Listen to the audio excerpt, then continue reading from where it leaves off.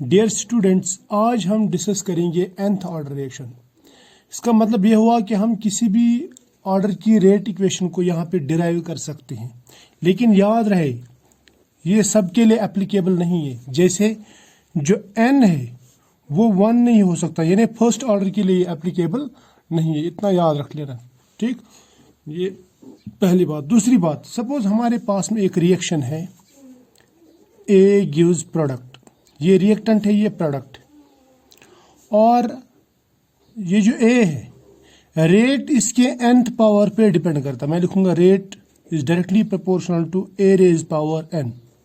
मैं कहूंगा कि nth ऑर्डर रिएक्शन है, यानी सेकंड, थर्ड, फोर्थ कुछ भी हो सकता है। ठीक है, n मीन्स ऑर्डर हियर, और ये ऑर्डर मैंने आपसे कहा कि कुछ भी हो सकता है फर्स्ट ऑर्डर को छोड़ के। ठीक है, इस तरह हो सकता है किसी दूसरे ऑर्डर के लिए भी एप्लीकेबल नहीं है, लेकिन फिलहाल हम 0, 1, 2, 3, 4, 5, 6 पे चल सकते हैं। ठीक है, अब यहाँ पे 1 को छोड़ के यहाँ पे जो रेट है that is directly proportional to A raise power n, या मैं कहूँगा कि रेट, मैं ऐसे लिखूंगा रेट, चलो स्मॉल लिखो या कैपिटल। रेट जो है वो बराबर है K A raise power n। ये K क्या है?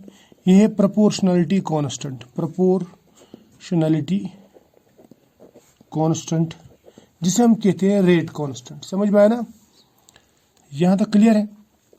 अब दूसरी बात, अब रेट को हम इन टर्म्स ऑफ रिएक्टेंट अगर हम लिखेंगे, मैं कहूंगा ऐसा, decrease in concentration of A with decrease in concentration, sorry with change in time, that is equal to rate, है ना? और वो किसके बराबर है? K A raise power n, ऐसे लिखते हैं ना हम। या फिर मैं ऐसा लिखूंगा D A by D T is equal to K A raise power n, right? अब मैं क्या करूंगा, इस इक्वेशन को रीअरेंज करूंगा। मान लीजिए ये इक्वेशन नंबर 1 है। रीअरेंज कैसे करेंगे? A वालों को एक ही साइड में लाएंगे, तो मैं लिखूंगा ऐसे, इसका मैं लिखूंगा minus DA by A raise power n, right, equal to K dt। चलेगा? शाबाश, यहां तक तो क्लियर है। Very good. अब हमारे पास में ये बन गई एक इक्वेशन। इस इक्वेशन को, ये डिफरेंशियल फॉर्म है किसका? nth ऑर्डर रेट इक्वेशन का। इस इक्वेशन को मैं इंटीग्रेट भी कर सकता हूँ। क्या कर सकता हूँ? इंटीग्रेट। अगर मैं इसको इंटीग्रेट करूँगा मैं सपोज इनिशियल कंसंट्रेशन, यानी A ओरिजिनल से लेके कंसंट्रेशन A तक, और टाइम लूँगा मैं इनिशियल टाइम से टाइम T तक। इसका मतलब ये हुआ कि जब हमने 0 टाइम लिया था, यानी जब हमने रिएक्शन स्टार्ट ही नहीं की थी, तब A की पूरी कंसंट्रेशन, A ओरिजिनल या इनिशियल कंसंट्रेशन मौजूद थी। लेकिन जब हमने टाइम T लिया तो उस वक्त जो कंसंट्रेशन आ गई वो थी सपोज A। यानी मैं ऐसा कहूँगा कि जब टाइम 0 था तब कंसंट्रेशन थी ओरिजिनल कंसंट्रेशन मौजूद, लेकिन जब कुछ टाइम हुआ तब जो कंसंट्रेशन, उस कंसंट्रेशन को हम कहते हैं कंसंट्रेशन A, यानी जो मौजूद है, जिसके ऊपर हम रेट अप्लाई कर रहे हैं। समझ में आया? शाबाश। अब मैं अगर यहाँ पर इंटीग्रेट करूँगा, मैं करूँगा integration from A original to concentration A। ठीक, माइनस को रखेंगे यहाँ पे कुछ देर के लिए। ठीक, और यहाँ पे रहेगा क्या? फिर लिखूंगा मैं DA by A raise power n, यानी differentiation of A with A raise power n with respect to A, equal to K dt। अब K जो है वो कांस्टेंट है, और चेंज कहाँ पे हो गया? इंटीग्रेशन कहाँ पे करेंगे हम? इंटीग्रेशन करेंगे हम dt की। Integration means change, increasing change. कहाँ से? 0 से लेके टाइम T तक, यानी हम इंटीग्रेशन कर रहे हैं विद इन दीज लिमिट्स। हम देखते हैं यहाँ से यहाँ तक कितना चेंज आ गया। क्लियर? और यहाँ तक तो ठीक है, शाबाश। अब और एक बात मैं आपको बताऊंगा, ये जो, इसको आप ऐसा भी लिख सकते हैं, AT भी लिख सकते हैं, टाइम T तक। यानी अगर आप ऐसे लिखेंगे ना, टाइम T तक, मैं ए टी भी लिख सकता हूँ इसको, या ए भी लिखो चलेगा, दोनों भी, चलो ए टी ही लिखते हैं ताकि कन्फ्यूजन ना रहे। यानी मैं जब टाइम t0 लेता हूँ तब कंसंट्रेशन ए ओरिजिनल थी, जब टाइम t होता है उस वक्त जो कंसंट्रेशन रह जाती है उसको कहता हूँ मैं ए टी। समझ में आया ना, शाबाश। अब यहाँ पे क्या करेंगे, इसको करेंगे हम इंटीग्रेशन। किसको करेंगे इंटीग्रेशन, इसको। अगर मैं इसको ऐसे लिख दूँ, मैं इसको ऐसे लिख दूँ ए रेज पावर n मगर माइनस n, तो ये ऊपर आ जाएगा। यानी अगर मैं उसको ऊपर लाऊंगा तो पावर जो इसका है वो नेगेटिव हो जाएगा। मैं लिखूंगा A raise power minus n dn, इसका इंटीग्रेशन करेंगे, ठीक है। तो फिर मैं इसको ऐसे भी लिख सकता हूँ, integration of this is equal to A raise power minus n minus 1, एक minute, divide by n minus 1, यही है ना, शाबाश। यानी ये इसका इंटीग्रेशन ये आ जाएगा n, जो इसका n है अपना n माइनस 1, लेकिन ये माइनस n है, यहाँ पे हम लिखेंगे माइनस n माइनस 1 और नीचे लिखेंगे n माइनस 1, ठीक है। मगर कौन सा n है यहाँ पे, ये माइनस n, ठीक है। तो ये बन जाएगी ये इक्वेशन, राइट। या ये माइनस जो ये डिनोमिनेटर में नहीं रहता ये वाला, तो इसको हम ऊपर ले जाएंगे, ये बन जाएगा ऐसा, equal to minus A raise power n minus 1 मगर minus n divide by n minus 1, ये बन जाएगा ये, ठीक है, ठीक, शाबाश। और इस इक्वेशन को यहाँ पे मैं लिखूंगा, यहाँ पे ये देखो, ये माइनस रहने दो यहीं पे, यहाँ पे लिखेंगे 1 बाई n माइनस 1 ये वाला, और यहाँ रह जाएगा इधर, इसको मैं लिखूंगा A raise power minus n minus 1, ठीक है। तो अगर हम इसको नीचे लेके आएंगे, देखो इसको नीचे लेके आऊँगा, इसको लिखूंगा मैं ऐसे 1 बाई a, तो इसका जो पावर है, पावर वो हो जाएगा यहाँ पे माइनस के बदले प्लस, यानी n माइनस 1, मगर कौन सा, प्लस। ये माइनस जो है ये माइनस साइन ये प्लस में कन्वर्ट हो जाएगा, ठीक है। यहाँ तक क्लियर हो गया, यहाँ तक तो कोई शक नहीं है, ठीक। अब मैं अगर इस इक्वेशन को भी यही हाल कर दूं इस इक्वेशन का, तो ये क्या हो जाएगा, देखो ये हो जाएगा ऐसे, लिमिट्स में करना है, लेकिन इस बार लिमिट्स है ना, कहाँ से a0 से a t तक, ये हो गया माइनस, ठीक। और ये बन जाएगी बराबर minus 1 by n minus 1, right, ये। और कौन सा, ये वाला, और इंटू होगा 1 by A raise power n minus 1, ठीक है, ये वाला, ये हो जाएगा ना, शाबाश। इसको ध्यान से देखना, लिमिट होगा फ्रॉम a0 टू at, ये होगा ना at equal to k, differentiation integration cut, यहाँ पे t लिमिट कहाँ से 0 से लेके t तक। तो इसका मतलब ये हुआ कि हम इसको लिमिट ये दे सकते हैं, ये मैं लिमिट यहाँ पे लिखूंगा, हम लिमिट इसको t को ये t भी दे सकते हैं माइनस t0, यानी पहला ये लिमिट देंगे माइनस कर देंगे ये लिमिट, राइट। अब यहाँ पे देखो इक्वेशन को, ये माइनस और माइनस ये हो गया प्लस, ठीक। तो मैं ये 1 बाई n जो ये बाहर निकाल देता हूँ, तो ये बन गया 1 बाई n माइनस 1, राइट, क्योंकि हमें n को तो लिमिट नहीं देना है, लिमिट किसको देना है, हमें a को। अंदर क्या रह गया, अंदर रह गया 1 by a raise power n minus 1, यही है ना। अब इस a को पहले ये लिमिट देंगे, ये बन जाएगा at, ठीक। फिर माइनस कर देंगे ये लिमिट, यानी 1 by a original raised power n minus 1, हो गए दोनों लिमिट, शाबाश, इक्वल टू ये k, t के बदले में पहले ये t लिखेंगे तो ये बन जाएगा kt, माइनस कर देंगे k इंटू टी के बदले 0, के इंटू 0 0 होता है, तो हमें इससे कोई फ़र्क नहीं पड़ता।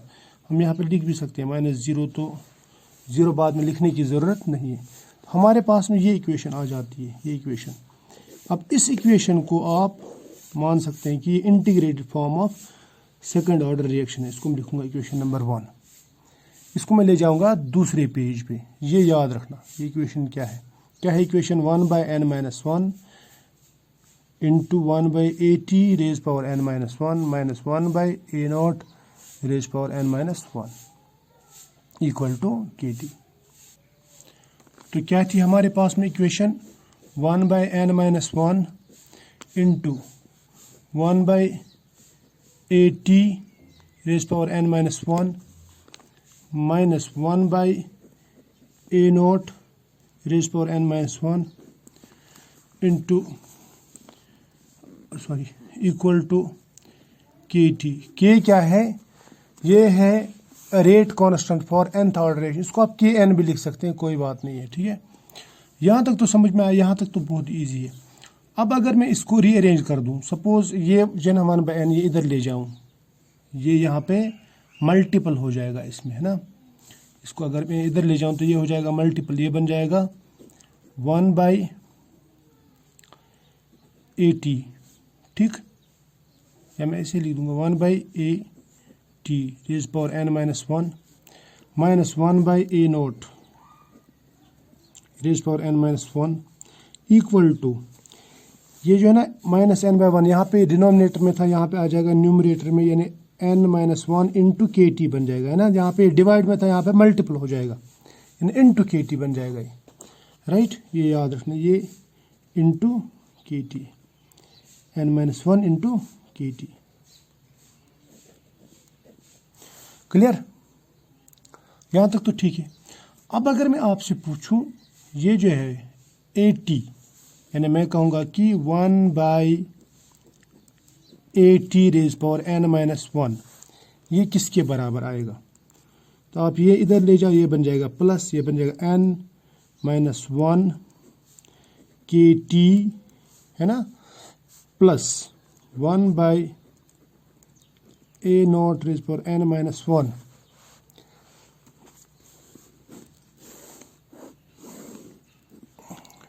क्लियर? यहाँ तक तो ठीक है। अब देखो, ये जो इक्वेशन है ये बन गई हमारे पास में स्ट्रेट लाइन इक्वेशन। मैं बताता हूँ कैसे। अगर मैं इसको इसके बदले में लिख दूँ y इक्वल टू n-1 के बदले लिख देंगे सपोज हम m, या इस पूरी के बदले में लिखेंगे m यहाँ तक। इसके बदले लिखेंगे x t के बदले में, और इसके बदले लिखेंगे c। तो हमारे पास में ये इक्वेशन जो है ये बन गई स्ट्रेट लाइन ग्राफ। यानी इसका मतलब ये हुआ y एक्सिस पे लेंगे हम y, यानी ये वाला, और x एक्सिस पे लेंगे हम x, यानी x के बदले में हम यहाँ पे सपोज t रखते हैं, ठीक है।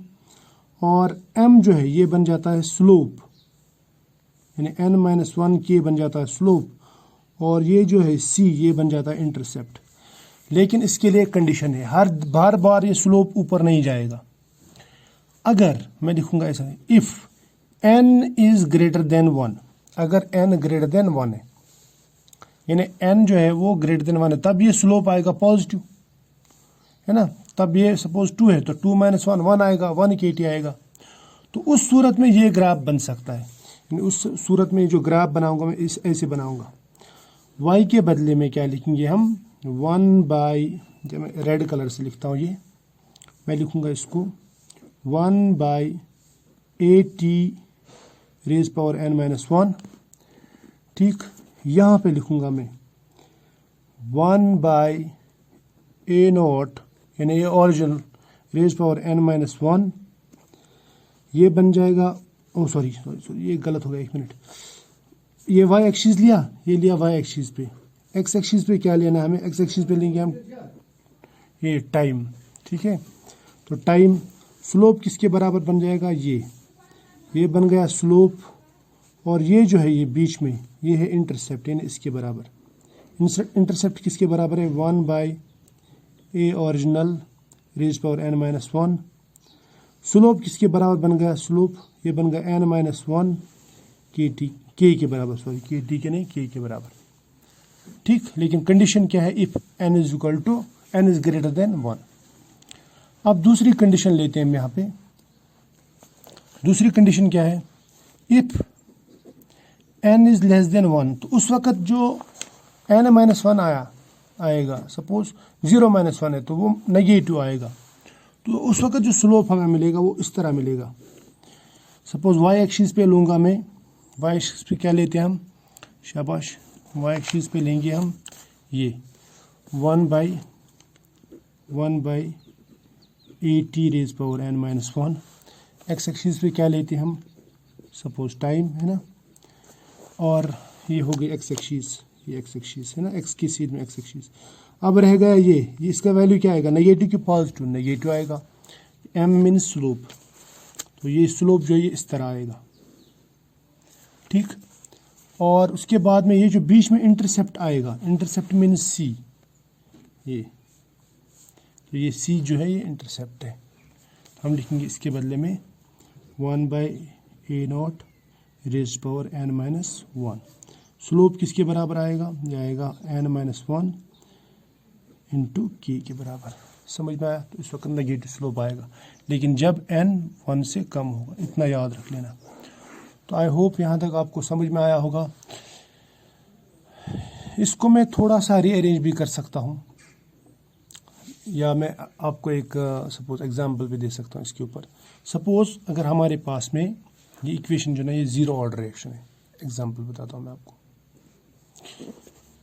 अब ये जो हमारे पास इक्वेशन है वो क्या है, वो इस तरह है 1/8 रेज पावर n माइनस 1, यही है ना, इक्वल टू n माइनस 1 के T plus 1/a original n minus 1। अगर आप ये फर्स्ट ऑर्डर को छोड़ के किसी भी ऑर्डर पे अप्लाई करेंगे, सपोज मैं कहूँगा जीरो ऑर्डर या सेकंड ऑर्डर, सपोज ऑर्डर जो लेंगे, फॉर एग्जांपल ऑर्डर लेंगे हम 2, यानी n इज इक्वल टू 2, तो उस वक्त क्या आएगा, ये बन जाएगा बराबर 1/8 2 माइनस 1, n के बदले में 2 लेंगे, 2 माइनस 1 क्या बन जाएगा 1, 80 raise power 1 equal to 2 minus 1 क्या आएगा 1 into K T, 1 into K T plus यहाँ पे 1/a ओरिजिनल n 2 माइनस 1 क्या बन जाएगा 1 के बराबर। देखो ये सेकंड ऑर्डर बन गई, सेकंड ऑर्डर रेट इक्वेशन। इस तरह से अगर हम जीरो ऑर्डर लेंगे, यानी ऑर्डर लेंगे हम कितना 0, तो उस वक्त क्या बनेगा, ये 0 माइनस 1 ये बन जाएगा 1/80 raised power 0 minus 1 equal to